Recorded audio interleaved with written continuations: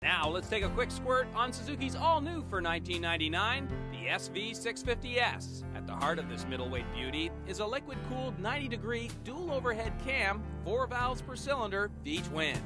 However, unlike its big brother the TL, this twin is not fuel injected.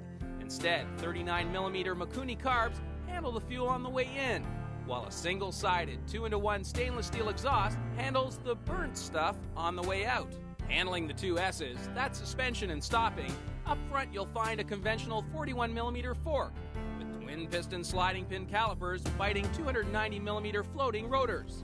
Out back, Suzuki opted not to use its unique rotary damper system currently found on the TL twins. Instead, the SV uses a conventional linkage and spring damper unit. So does this light and narrow middleweight contender deliver the 1-2 punch V-twin lovers crave? We asked Dave Booth of the National Post and Nick Shmernoff of CMG Online to jump into the ring with the SV. Here's what they had to say after a couple of rounds. First thing I thought was just how damn easy it was to ride.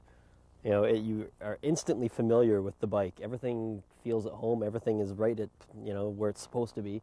And it's light, smooth, fluid. It's actually quite impressive. There's almost immediately feel there's nothing this bike can't do. This one has enough power, enough brakes, enough handling, so that even the seasoned enthusiasts, especially those that are returning to motorcycling or something like that, would find it useful. It's a really good little bike. Very few faults, and those are minor. Definitely the upshift surprise was how sporty the bike is. Again, judging from the price, the specification when I first saw it, I thought it would just be a basic urban commuter, and it's more than that. Nick's right, the engine is really good. It's borders on great. In fact, it feels like a real V-twin. It doesn't feel like a commuter bike at all. It has low-end torque, it has good top-end power. Personally, the biggest bike I've ever owned is a 650. I've ridden plenty of faster ones, but as far as owning ones, this engine will get you anywhere. It'll let you do anything.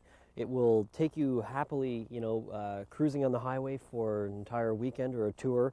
It has a lot of torque, a lot of low-end grunt for a 650, if we're going to call it, a small engine or a small bike like that. And I found it in the city, for instance, was great. It would squirt in and out of any hole you could find. Doesn't matter where you were in the rev range. And then again, it pulls quite impressively once you get up above about 8,000 or so. You really start to feel it. Except for the suspension, and even not much there, it doesn't feel like a bike built down to a price. Mm-hmm.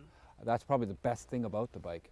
And I agree because with what Nick said, because the handling is excellent. In fact, this would be a great race school bike.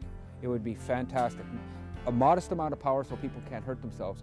Excellent brakes so they can stop, and easy handling so that they could learn a course very, very easily. I would rather learn on one of these than one like a 600cc super sport machine.